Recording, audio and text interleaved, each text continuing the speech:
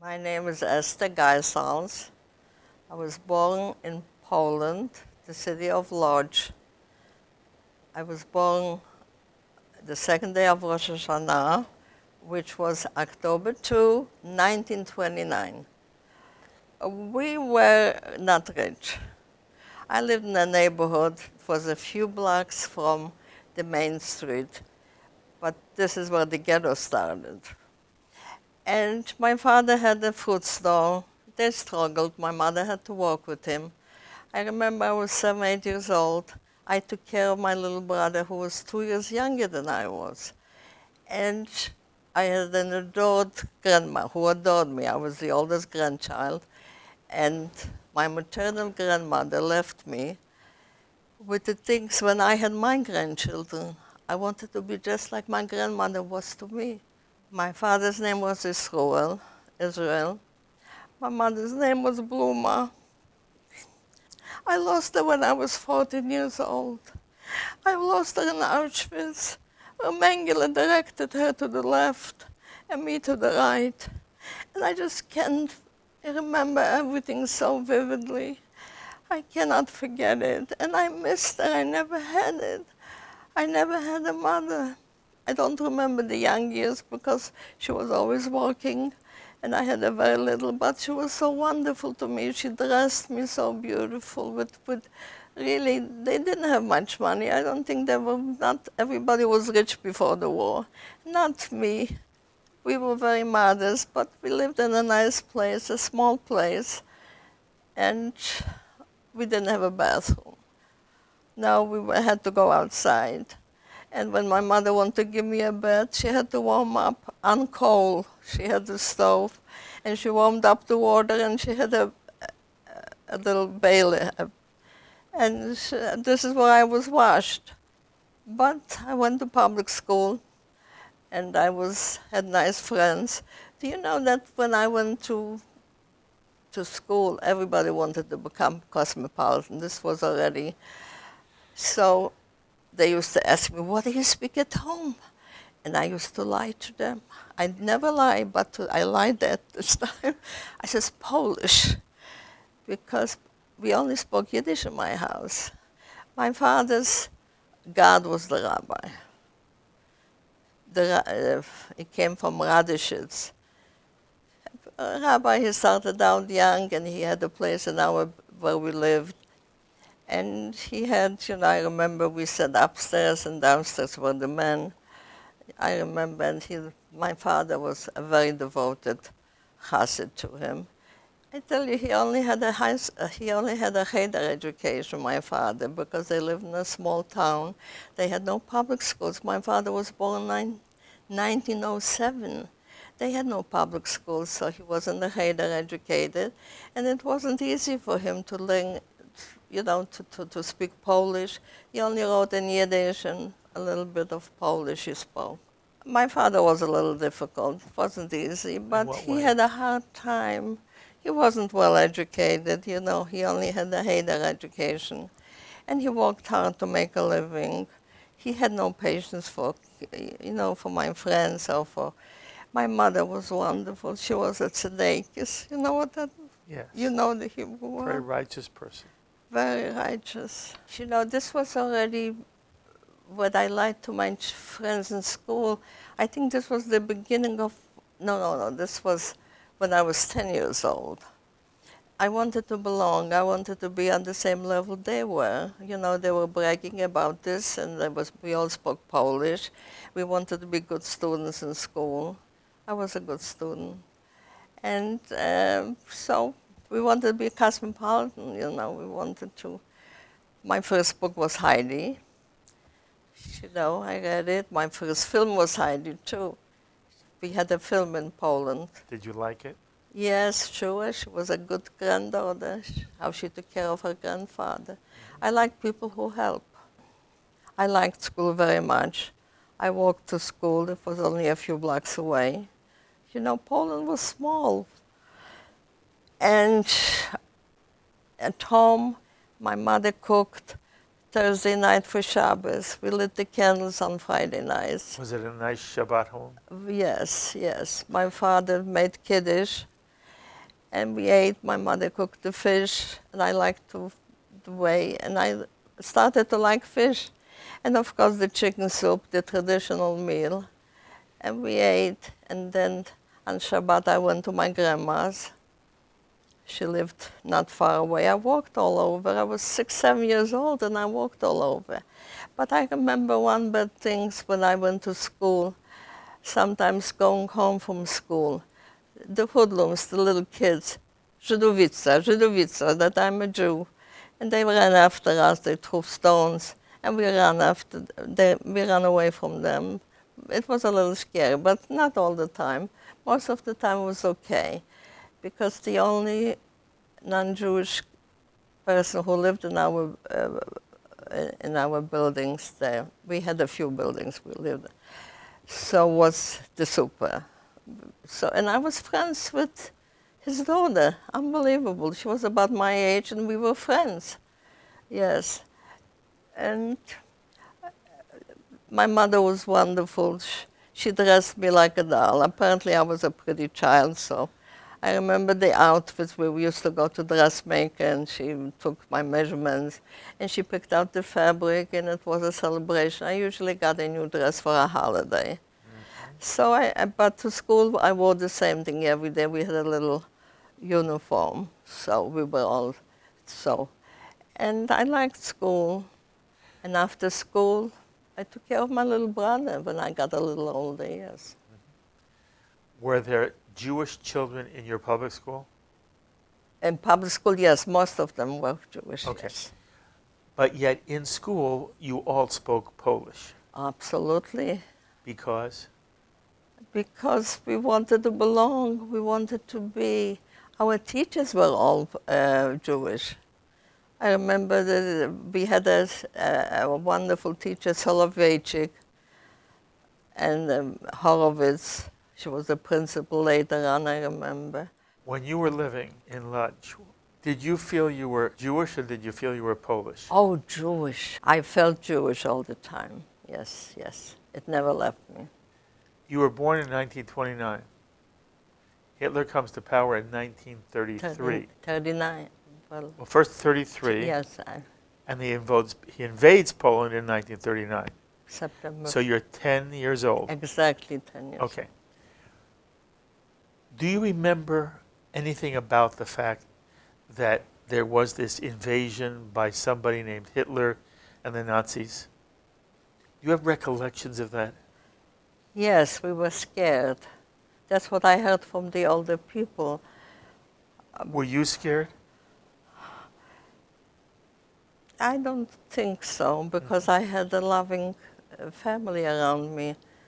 My parents adored me.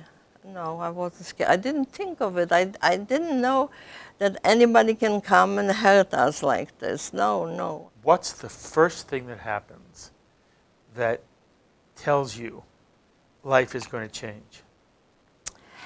We decided to go to Russia, to go to the Russian side. And I remember going with my parents to Grodno. This was on the border. We were supposed to cross where the Russians were. And they wouldn't let us through.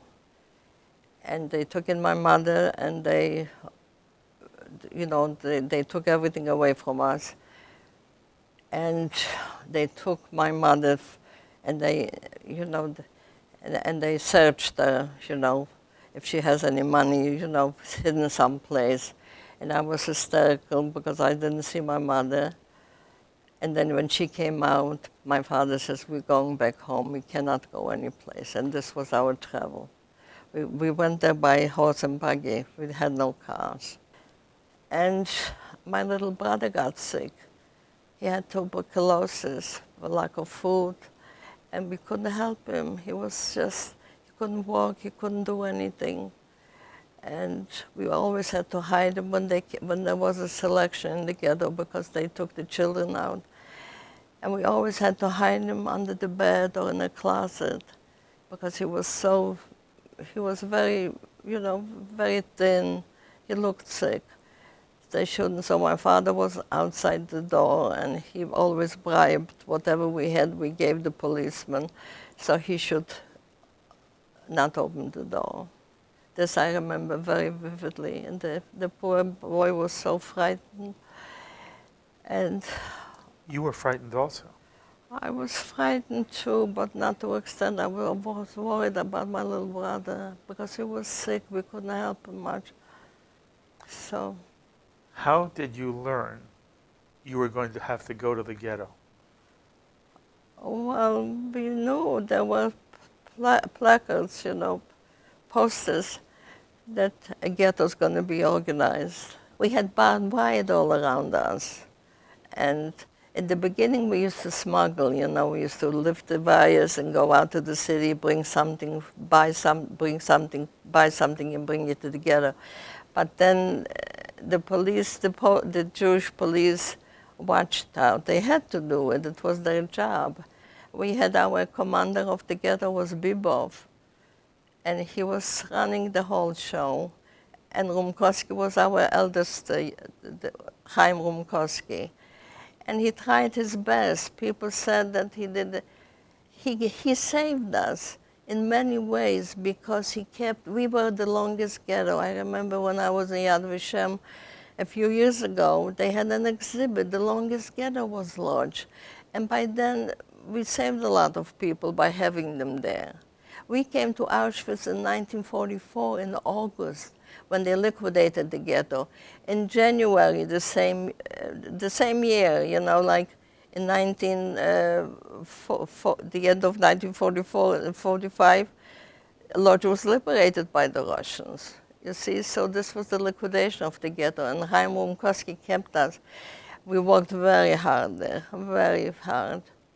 I worked, you know, first I was a runner, then I like to do something with my hands. I'm very handy, and I like to sew, and I learned how to sew, and I became a finisher.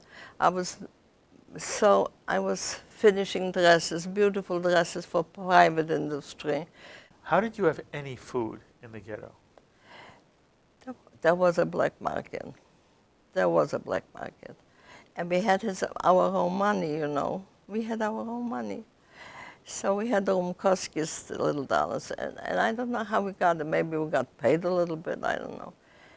I remember for a few zlotys, we could buy something extra. My only dream was to have a roll and butter and a glass of cocoa,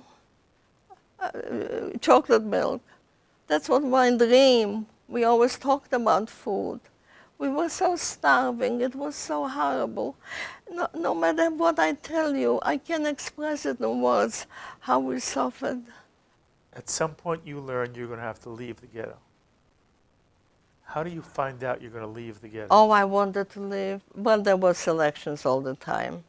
All the time? All the time. They had to empty the ghetto, sure. Did you understand what was happening? I wanted to leave. Did you understand what was happening during the selections? No. What did they mean to you? I always thought we were going to go to a different camp. I didn't know that there's mass killing. No, I could never imagine it, no. We had to empty the house. We had to go all around us. The neighborhoods were sending out the people, and then came our time that we had to go. We brought the stuff with us a little bit. How much could you take, you know? And we came into the cattle cars, and we didn't have enough room to sit. We had to stand up because we had enough room. They packed us maybe over 100 people in this thing. We had a bale to use as a bathroom. There was not a drop of water. This was August, the end of August. It was hot, and they closed us. And we had little windows in the cattle cars, not big ones. And people were dying all the time in this. We traveled for 2 days and 2 nights, which is very close to Krakow, Auschwitz, you know. It takes maybe 3-4 hours by train, I think. They died. And people are dying? They were dying all the time. The stench there was so horrible. You know, we couldn't relieve ourselves. I remember my mother and father stood up, and I was you know, laying down, they put me down, I should sleep a little bit. But I slept on their legs, on their feet, you know. I remember this so vividly. A lot of things I don't remember, but this I remember. This I remember. So after 2 days, you arrive at Auschwitz? Yes, they opened the cattle cars. What did you see when they first opened the car? When I opened this, the dead bodies were falling out, and from the cattle car, and there were the commando, you know, the ones who took care of us, the inmates, but they took care of us. And Schnell. And all I remember is the Germans there in the high boots, the green uniforms and the black boots, and everybody had a German shepherd with them. They had dogs with them. This I remember very vividly. And Schnell. And they separated us. They separated men on one side, no children, just the men. And on the other side were women and children. Very few children, but there were still some children there. And then we had to line up, we were together, then we had to line up singularly, you know. So I remember my mother saw a neighbor. And this neighbor came with this little girl. He had lost his wife in the ghetto. She died probably of starvation. I don't know how he saved this little girl for those years. Really, he was alone with this little girl, and he saved her till coming to Auschwitz. It was remarkable. I was thinking about it. How did he save her? There were always selections there. And he saved this child till the end. And she saw him, and he didn't know what to do with himself because he wasn't supposed to stay in the line with the child. My mother went over to him and she says, let me have the child. His name was Beryl. And she took him, he was a neighbor. And she took this child, she says, I'll take care of her, you go back to the man. And my mother took the child and she held her by the hand. And after my mother, my little brother was there. And then I came. After me was my aunt and my little cousin. So Mengele stood there and he looked at us. It was Mengele? This was Mengele. And Mengele asked my mother, is this your child? Is this her kind? And my mother nodded, yes. You know, he saw the difference. My mother was dark and this little girl was blonde, you know, light blonde. And he motioned her on my left, you know, like. And he looked at my brother, he motioned him right after my mother. You didn't know then what was happening, did you? I didn't know. We were scared. And then I came and he motioned me to the right. And I started to cry. I says, no, I want to go with my mother. Out of nowhere, I don't know where she came from. An inmate was there holding orders. And she said to me, she stood in front of me, and she said to me in Polish, don't you dare move from here. Not only did she tell me not to move, she blocked my way. I couldn't take a step. Had I taken a step to the left, I would be in the gas chambers. And she stood with me till the group left, and I was crying, I want to go, my mother. It was too late, nobody was left. Everybody went to the left. And afterwards, they took us to the bathhouse.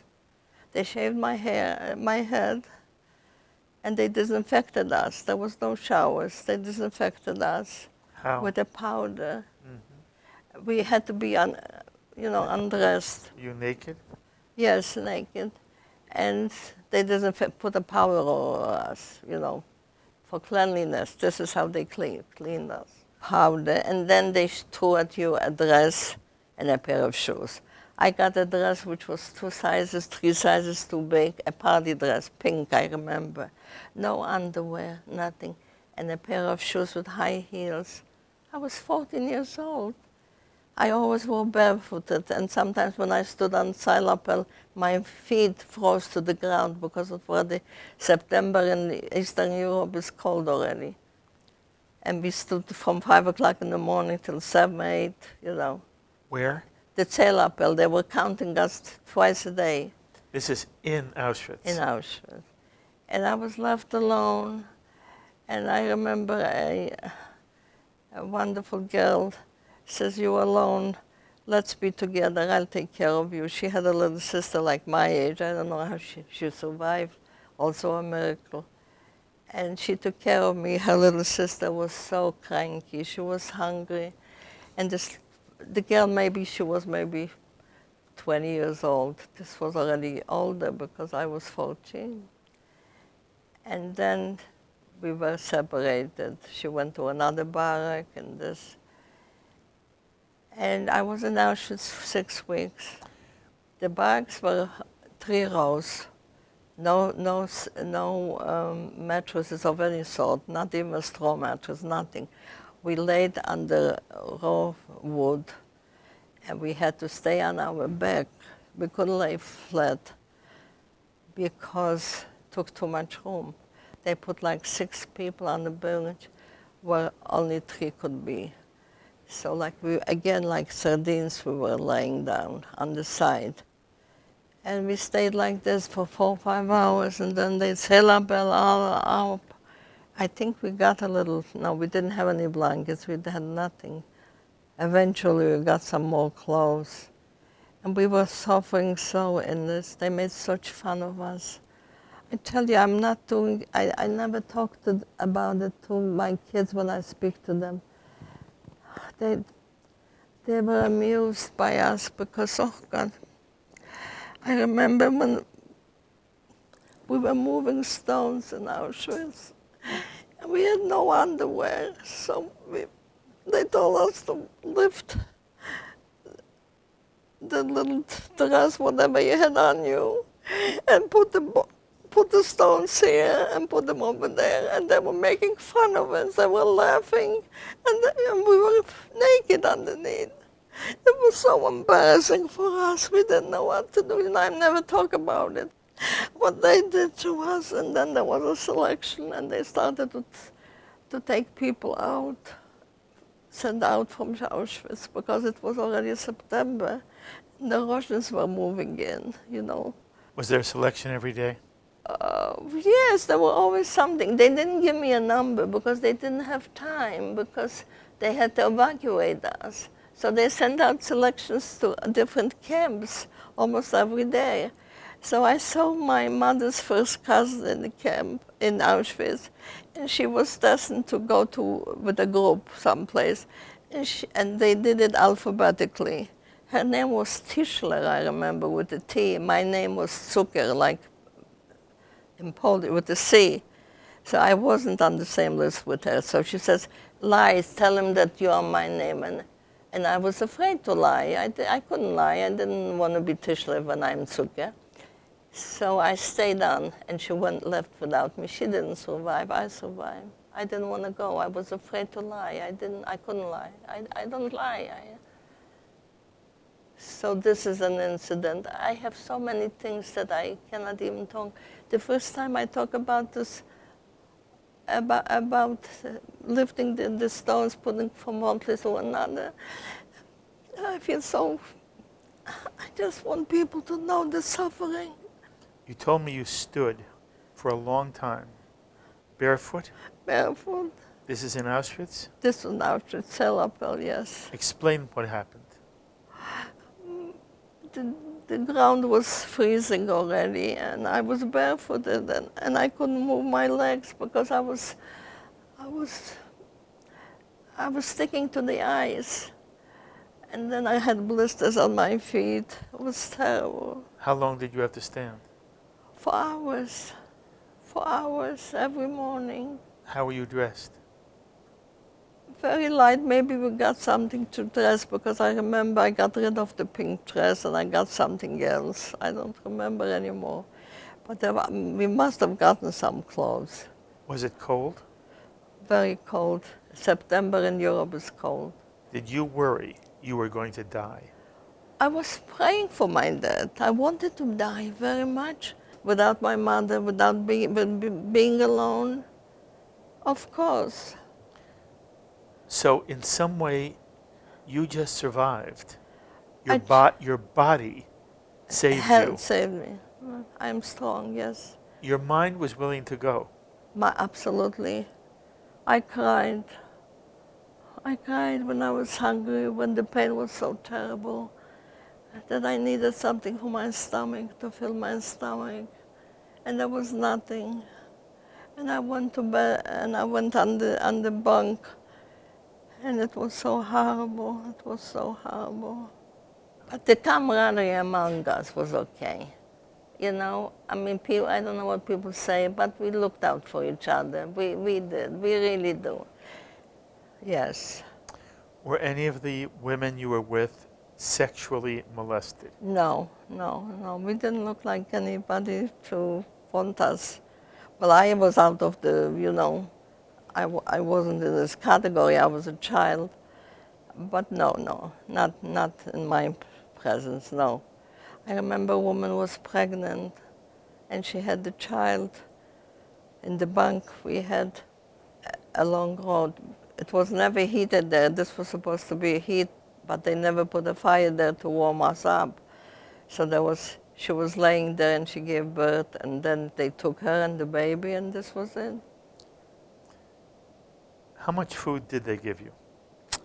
I remember they gave us some ersatz, which means not the real thing, some coffee and a slice and a piece of bread. How often? This was in the morning. And then we got some soup for lunch. If we found a few pieces of potatoes, we were lucky. And there was water and pieces of potatoes, a piece of carrot, but nothing of substance, nothing. How does a body survive? That's why we died. That's why we died, of hunger. Were you able to sleep at night? Oh, we were so exhausted, you know, because they dragged us from one place to another. Yes, a few hours only. They woke us up 5 o'clock in the morning. Do you remember if you dreamed or not? No, I don't remember dreams. I don't remember. Was there any Jewishness in the barracks? You mean Orthodox, Anything religious? Yeah. Yeah. There were some people, yes. Yeah. They were praying, yes. Was there any celebration of Shabbat? No, please. No, not in my place. No, not where I was. I never saw that. No. Maybe the Hungarian Jews, some of them were more traditional, more religious than we were. The Polish Jews weren't. No, I don't remember them. Were there Jews who were mean because they were kapos or something like that? Some were strict. Some of the couples were strict. They were, but they were. Don't forget, they were supposed to do it. They had They had the orders from the Germans what to do, and people were blaming them, but it wasn't their fault. I understand that they were under they were telling them what to do. They had to listen to them. When do you learn you're going to leave Auschwitz? A day or 2 days before. We were expecting it because they emptied the camp. They liquidated Auschwitz, so I was among the last ones. Did you know where you were going to go? No, not. I don't even remember how I went there. I tell you, it must have been so horrible that I don't remember anything. All of a sudden, I was in Bergen Belsen. What was that like? Bergen Belsen. We came to Bergen Belsen. We had no room in the barracks. It was already cold. It was October, November. And we stayed in tents. They put up tents for us. I remember sleeping on ice and snow. Snow was our water. And we were, hiding from the pieces of ice that we had. And we stayed there in the tents. And I remember a Hungarian woman took me under her wing. And we were cuddling, for body warmth. She was rubbing my back, I was rubbing her back. And she had pity on me. I was 15 years old already. And we went to sleep. She read my palm, because they all, Hungarians, have this tendency of doing it. And she said, oh, you survive, you'll have a good life, you'll have 2 loves in your life, you'll be okay. And I woke up in the morning, she was dead next to me. I was holding on to a dead body all night. She died in her sleep. So, and this, I remember her face. I remember her face. This was a Hungarian woman. You see, the Hungarian people came in 44. They came to Auschwitz and then they sent them to Bergen Belsen. They were full. They didn't have any more room for us. So that's where we stayed in tents. Did you work? No, there was nothing to do there, absolutely nothing. So it's all day in a tent of ice? The tent and no, we didn't go to work. We worked. From there we went to Czechoslovakia, to Rochlitz. This was already indoors, this was better. But also we slept on the empty floor. They didn't have any snow mattresses or anything. But at least we were indoors. And we went to ammunition factories to work. This is, I remember, yes. How long were you in Bergen Belsen? Oh, about 4, 6 weeks. About. Not long. No, because they were clearing up everything. They were closing up the camps. It was already the end. You know, America came in to help the Russians. They were fighting, you know, together. And they were evacuating us all the time. They were sending us. So we were lucky. From there we went to, again, I don't remember how I got from Bergen Belsen to Rochlitz. This was in Czechoslovakia. I don't remember how I got there. But I remember Rochlitz, that I went to work, and I was working in an ammunition factory, and at night, in the middle of the night, all the time. I remember one instinct, the Aufseherin, the German who was watching us, the German woman, called me, and she had a pot there with some soup left. I'll never forget it. She says, eat some of this. She had leftover soup of her, and she told me to eat it. So I took it where I was standing to work. I couldn't be there in this room where she asked me to stay. And I brought it back, and we shared, a few of us shared the soup. Soup was heavy soup, was good. This I remember, the good thing, yeah, from the Germans. From Rochlitz, we went on the Dead March because they wanted to evacuate this place too. They had to evacuate because the Russians were coming in. What was that like? So, the Dead March. We were skeletons in rags. This is how I can describe us. They tortured us, and we went in villages only. They wouldn't take us to the city. The peasant, you know, the farmers used to come out and look at us. Who are they? What are they? We didn't resemble any human beings. And when we were lucky, the farmers used to let us go up on the high loft in the barns. On the bottom you had the keys, the cows and the pigs, whatever, and we went upstairs where they keep the feed for the animals. And we were there, and we slept a while because we were in the hay, so it was warm for us. I was with 4 girls. We were always a group of 5. At the time, I was the youngest there, but the oldest was maybe 18, 19 years old. I was 15. And we decided that we couldn't go on any longer. We had no food, we had nothing. We used to pick up pieces of grass and eat the clover, you know, that grows among the grass. And the snow was our water. I mean, and we decided the next time when we stay over in the barn, we won't come down when they call us to march on the next morning. And if they catch us, they will shoot us. And this is what we wanted to be shot. We really wanted them to shoot us. And that's what we did. We did the move when they called us that the group is marching on. And when it got quiet, we came down. The farmer was surprised. He says, "What are you doing here?" We overslept, that we didn't hear anybody. So we says, "Where did the group go? Which way?" And he motioned us, "Go this way." When we were out of his sight, we took another road. And on the way, we saw signs to villages. So we went to one of the Czech villages, and not as Jews. We told them that we're Polish girls from a concentration camp, and we were, you know, marching. We wanted to go away from them. And they were wonderful to us. The first few days we stayed in the barn because we had to get cleaned up. They gave us some clean clothes. We were full of lies and dirty. Can you imagine not to brush your teeth for 6 months? And after a few days, each family took one of us in. And I remember I came into a family. They were elderly people. They had a daughter a little older than I was.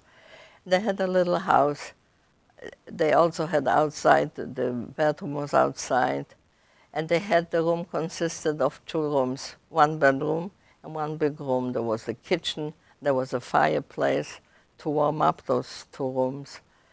And poor people, you know, a farm. And they were wonderful to me, really. And I never forget the first night I slept in a regular house. They gave me a straw mattress and something to cover myself in.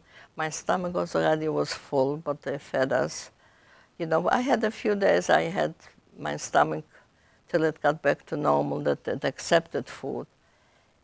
And this was the night I'll never forget, how I slept next to the fire. They put it. They were very nice people. And then we were there a few weeks, and one day we heard that the Russians are there. They didn't encourage us to go outside. He says, "Wait, because the Russians had the bad reputations that they were raping women, and we were young kids, you know, so they watched over us." And then they retreated, the Russians, and the Americans came in. It was a change of the zoning. And they told us the war is over. And we couldn't communicate with them because we didn't know. So I said to them, "Anybody speaks Yiddish?" And of course we had a few Jewish soldiers. I remember a soldier, he lived in Brooklyn, his name was Silverstein or something like this. And he says, "Everything is, we took out the war, we won the war, the Germans are, you know, lost the war and the war is over. Don't go back to Poland, there's still anti-Semitism there, don't go there. Try to get to America. Try to go any place, but don't go back to Poland." But of course we took their advice and we went back to Poland because we wanted to look for families. We couldn't imagine. We found out later that there was the gas chambers, you know, after the war. We didn't know. Who can think of a thing like this? That but you were in Auschwitz. There were gas chambers in Auschwitz. The crematorium was next to us in Birkenau. And you still didn't know? We didn't. I personally couldn't comprehend this, that they're going to kill people and burn them. I just couldn't. Not in my memory. Not of what I remember. So you only find this out when you go home? So yes. Late in the war, I found out a lot of things that I didn't believe in. That's right. And I came to Poland. We went to the Jewish Community Center. My uncle was there. He survived. He was liberated in Poland. He was in Częstochowa. He was in a Polish camp there. In Poland, he was in a concentration camp, and he was liberated in January of 45. So he already was in business. And I stayed with him. And a few months later, my father came. He was in Dachau. He was sick, and he was in the hospital for 3 months. We had no communication. We didn't have cell phones. And my father came. We knew that my mother is not coming back. We realized that we lost it. My little brother was, you wouldn't believe it, in the ghetto when he was 8 years old. my father sent him to a rabbi to prepare him for his bar mitzvah. I remember he didn't go to public school. He went to a rabbi's house, to a yeshiva he went. This is how religious my father was. This is what he was taught as a child. I remember my grandparents. They were very poor people. I remember where they lived. I remember Grandpa. My grandma was, my maternal grandma was the loving one. This one was cold. She never touched me. You know, I just went to pay a visit.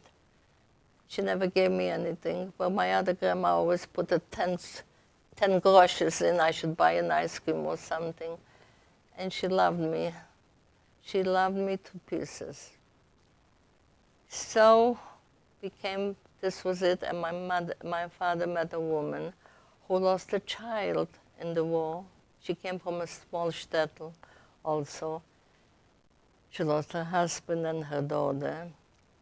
And she was, I think, she was not jealous, I don't know how to say, why didn't my daughter survive? Why did you survive? This is the feeling I got. And they were married, and I don't know, it wasn't good. It wasn't good for me. I was already 16 years old. I had no support from my family. I had nobody pushed me to go to school. I'll never forgive him for that. Nobody pushed me, go to school. There were schools. I don't know what I did with my life. I don't know. I didn't have the seichel by myself to do it. I don't know. So we were waiting to go someplace to immigrate. We wanted to go to Palestine. And of course we couldn't go to Palestine because everything was, you know, the story with Palestine. And Who wanted to go to Palestine?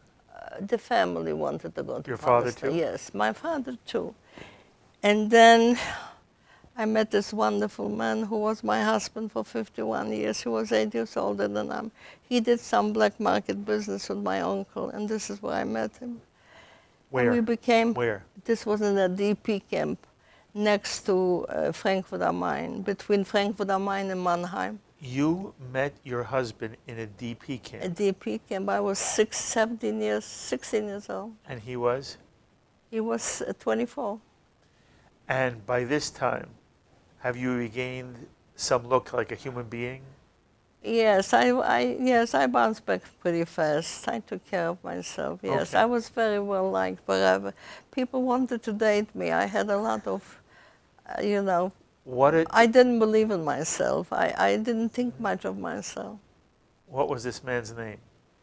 My husband, Bergen Belsen from Krakow. Oh my God, he was so wonderful. He asked me whom I like and whom I don't like. And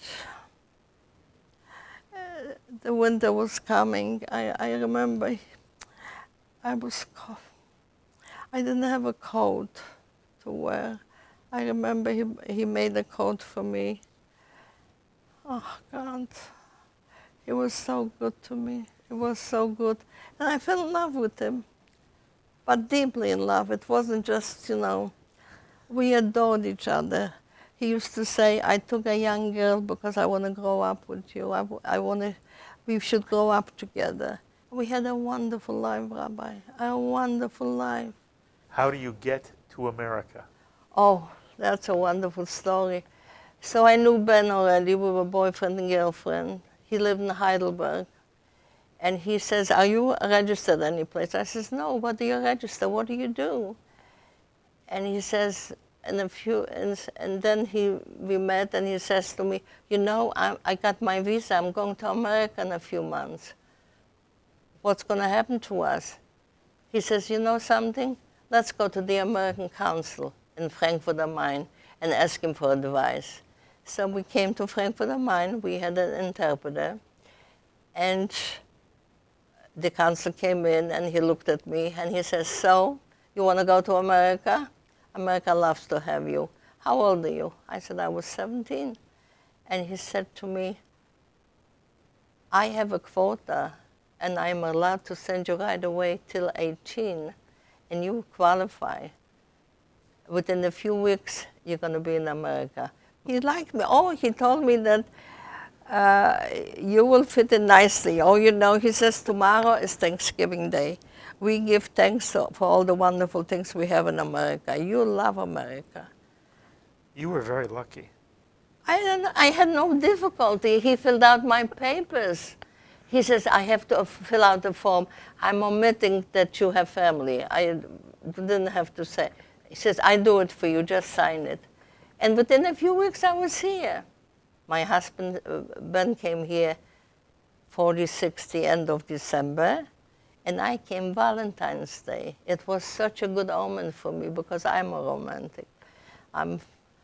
And I came on Valentine's 1947. At the age of 17, I came to America, and my life started here. Right away, Rabbi, I went to school.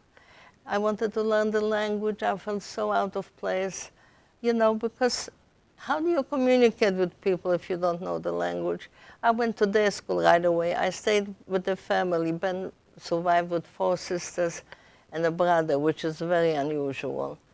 And I stayed with them. I stayed with the sister. And at the old age of 18, I got married.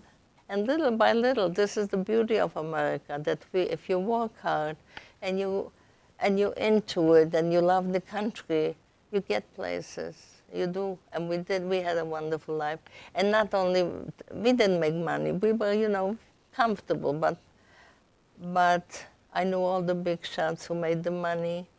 And my husband worked so hard to the American gathering of the Holocaust survivors. Ben Mead was the president, and Ben was his right hand. I was with meetings with Elie Wiesel and Vladka Mead, Ben's wife, at the meetings when we were building the Washington Museum. What's his name? Lerman? Lerman was the president of the Holocaust Museum in Washington. I was with him in the same DP camp in Germany. I mean, I knew so many people. Did you know Ernie Michel? Yes. Oh, Ernie Michel looked at Ben and me and he says, you are such a well-matched couple. I'll never forget it. We had all the people. The Yom Kippur War broke out. Yaakov Levy, also Levy. Yaakov Levy was in the shul with my husband on Yom Kippur, and somebody came in that says, Israel is at war. And my husband took Jacob back to the consulate. And my son was there. And he says, Mom, I'm going to Israel as a volunteer. And he went there. He came back. He took a few months because he had graduated college, City College. And he says, Mom, Israel needs me. I'm young. I'm going to go to Israel. I can't finish my master's. I'm going.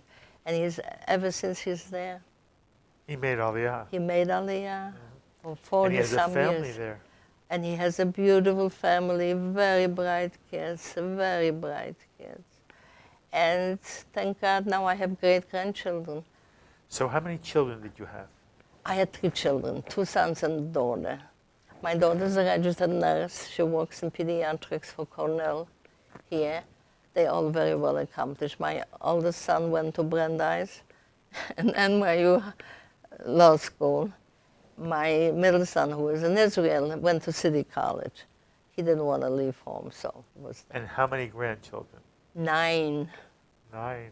9 Mazal beautiful tov. grandchildren. Mazal tov. And they love Grandma. They love me. I'm and sure. I feel it. Not only do they talk about it, but I feel it.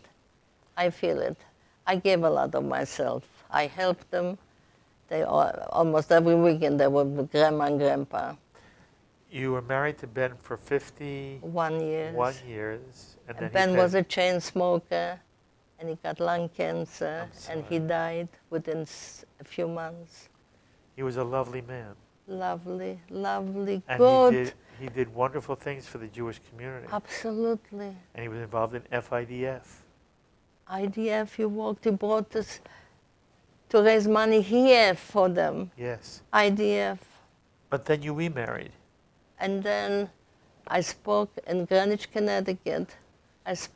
We had an exhibit of Anne Frank, And we had a few survivors who took the children in to separate rooms, and we talked about Anne Frank, and we talked about the Holocaust. And there was a gentleman there, and when I looked at him, I said, oh my God, what's the matter with me? I fell in love again. Rabbi, we can be more than once in love. Yes. And What was his name? Sidney came in, Sidney. and we were introduced. He was a Yankee, a Brooklyn Yankee. And I couldn't say anything bad about Roosevelt. He loved Roosevelt. He defended him. But he was wonderful. We met. We got married by Yaakov Halpern. He was a friend from Krakow. He was an ordained rabbi. We were married. And we had 12 wonderful years together. Sidney was an educator. He had a PhD in education. I was so happy with him. He was so good to me. And I mean, we just fell in love. He had lost his wife 6 years before, and I lost 5 years before, so we were ready for a little companionship. Wonderful. I'm so happy for you. That's right. And now, here I am alone at the age of 90. How have you dealt with the issue of a God in this world and also the Shoah? Well, I believe in human kindness and giving of yourself. This is my religion. There is a power over us. There is an energy that we don't understand, and maybe it's good this way, you know, the unknown is okay. And I don't know why we had it, but then I read history. I just read a book, Jefferson's book. Before he became president, there was so much jealousy among them. There was so much killing. There was slavery. He had a slave for his girlfriend, you know. And whatever you read, you always have the killings, and you always have the not getting along with one another. There was so much jealousy when he ran for president. They didn't want him, and look what he did. He left. What was his first name? Jefferson. Thomas Jefferson. Yes. So this is our life. I mean, we cannot help it, but look what's going on in Israel. Will we ever have a little peace in this country? Do you blame God for the Holocaust? Now that I see that other countries do it, and I don't think that the God is there and he sits there for thousands of years with a long beard. There's nothing. There is a power over us. And we all human beings, and we all repeat ourselves. We do the same thing over and over again. When will there be a time that we're going to love each other? Life is so short. I'm going to be 90 years old. Where did the years go? I have wonderful memories. I was one of the lucky people that had it. But then I see so much misery in life. I see people suffer with children who are on drugs and children, you know.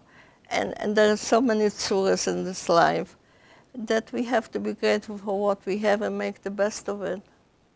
Do you have nightmares now? About the Germans? No, not anymore. No, I'm so involved with it. I speak about it all the time.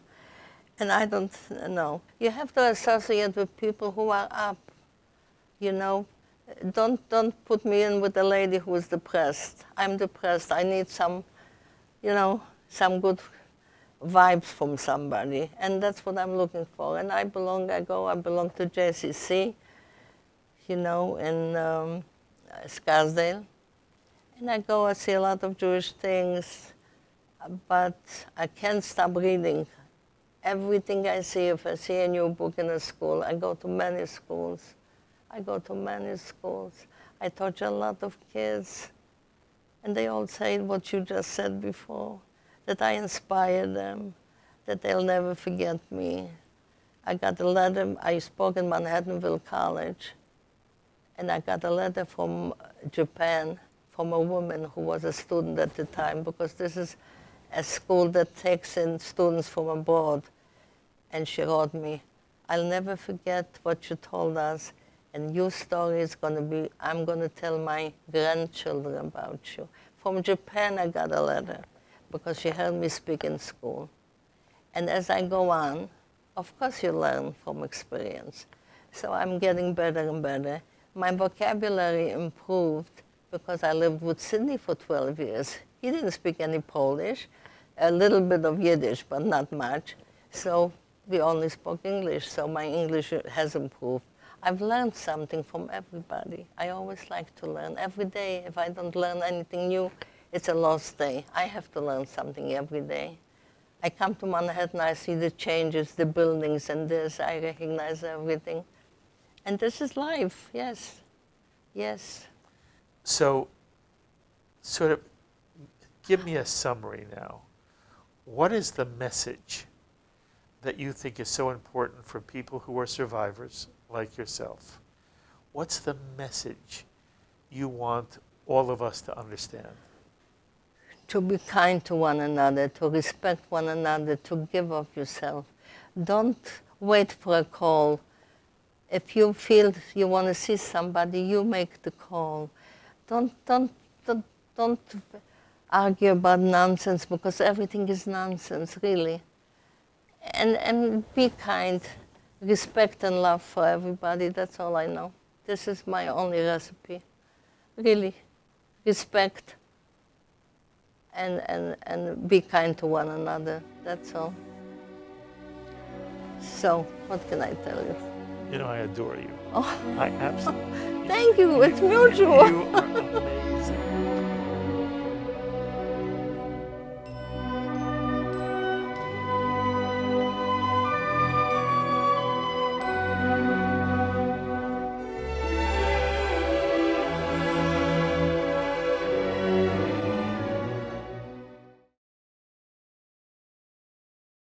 We would be pleased to send a complimentary DVD of this program to anyone who wishes to support JBS with a tax-deductible gift of $36, double chai or more. Simply visit the JBS website at jbstv.org and click on the Donate button to make a donation by PayPal or your credit card. And please, indicate the program for which you would like a DVD. Or you can send your tax-deductible check to JBS, P.O. Box 180, Riverdale Station, Bronx, New York, 10471. And again, please remember to indicate which program you would like to receive with our compliments. And we thank you for your kind support.